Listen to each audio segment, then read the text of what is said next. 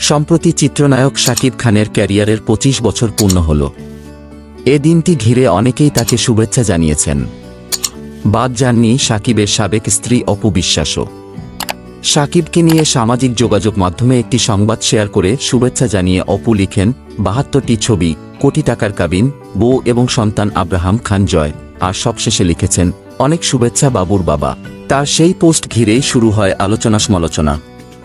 কারণ বউ লেখার আগে তিনি সাবেক শব্দটি লিখেননি, অর্থাৎ তার দাবি অনুসারে তিনি শাকিবের বর্তমান স্ত্রী। সমালোচনার মুখে বিষয়টি নিয়ে মুখ খুলেছেন অপু। বলেছেন, আমার সঙ্গে শাকিব খানের প্রথম সিনেমা কোটি টাকার কাবিন। তার আগে তিনি অনেক সিনেমাই করেছেন, কিন্তু এই কোটি টাকার কাবিন ছবিই শাকিবের অভিনয় জীবনের টার্নিং পয়েন্ট।